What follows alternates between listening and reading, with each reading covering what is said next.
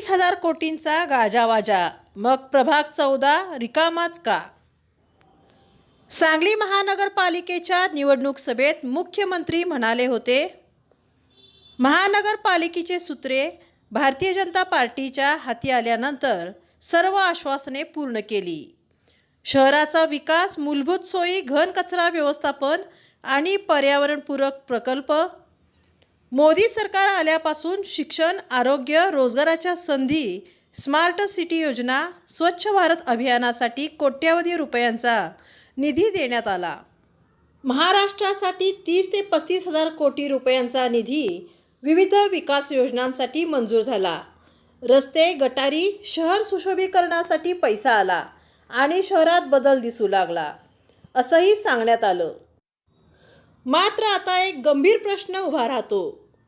जर हा निधी शहराच्या विकासासाठीच होता, तर भाजपचा बालेकिल्ला समजला जाणारा प्रभाग क्रमांक 14 आजही मूलभूत समस्यामध्ये का अडकलेला आहे? 10 वर्षात नगरसेवकांना या प्रभागासाठी निधी का मिळाला नाही? आणि आमदारांची ही तिसरी टर्म असतानाही एका नाल्यासाठी सुद्धा निधी का मंजूर झाला नाही? विकासाचे दावे मोठे, पण वास्तव वेगळेच का?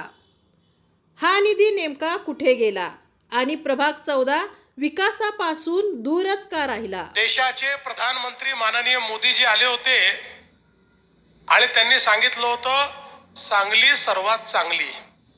मागील वेळेसही मी सांगलीमध्ये आलो होतो. महानगरपालिकेच्या निमित्ताने काही आश्वासनं देखील दिली होती. आपल्या सर्वांना विनंती केली होती की अनेक वर्ष अनेक लोकांच्या हाती तुम्ही महानगरपालिका दिली, एकदा आमच्या हाती तुम्ही देऊन बघा, आम्ही निश्चितपणे विकास करून दाखवू. आणि आपल्या सगळ्यांच्या आशीर्वादाने त्यावेळी महानगरपालिकेची सूत्र ही भारतीय जनता पक्षाच्या हातामध्ये आली. आणि मला सांगताना आनंद वाटतो की जी जी आश्वासनं आपण दिली होती ती आश्वासन पूर्ण करण्याचा प्रयत्न हा निश्चितपणे आपण केलाय. शहरातील लोक राहतात, त्यांच्याही मूलभूत सोयी केल्या पाहिजेत. अन्न, वस्त्र, निवारा, शिक्षण, आरोग्य, रोजगार याकरता गावातनं लोक शहरात येत आहेत. शहराच्या गरजा वाढतायत. पिण्याच्या पाण्याचे प्रश्न निर्माण होतात, घनकचऱ्याच्या व्यवस्थापनाचे प्रश्न निर्माण होतात, पर्यावरणाचे प्रश्न निर्माण होतात. त्यामुळे गावाकडनं लोक शहरात येतील. शहरांमध्ये व्यवस्था उभ्या करा. येणाऱ्या लोकांकरता, गरिबांकरता, मध्यमवर्गीयांकरता त्या ठिकाणी सुखसोयी तयार करा. आपली शहरं हीच पुढच्या काळामध्ये विकासाची केंद्र बनतील. आणि म्हणून पहिल्यांदा माननीय मोदीजींनी देशामध्ये शहराच्या विकासाकरता योजना उभ्या केल्या. मग त्या ठिकाणी खऱ्या अर्थानं स्मार्ट सिटीची योजना असेल, अमृत शहरांची योजना असेल, प्रधानमंत्री आवास योजना शहरी असेल, स्वच्छ भारत योजना शहरी असेल, अशा वेगवेगळ्या योजनांच्या माध्यमातून मोदीजींनी मोठ्या प्रमाणात शहरांना पैसे देणं सुरू केलं. लाखो कोटी रुपये आता शहरांकरता या ठिकाणी उपलब्ध व्हायला लागले.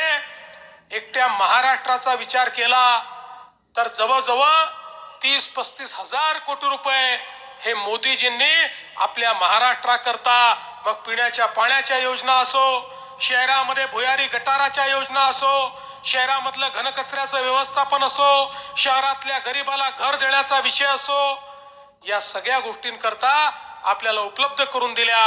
आणि महाराष्ट्रातली शहरं ही बदलायला लागली.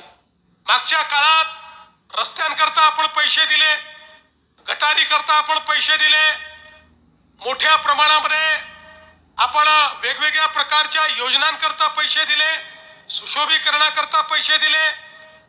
सांगली, मिरज, कुपवाड या शहराच्या विविध भागांमध्ये आज जे एक परिवर्तन आपल्याला पाहायला मिळतं, या शहराला शहराचं स्वरूप हे प्राप्त झालेलं आपल्याला पाहायला मिळतं.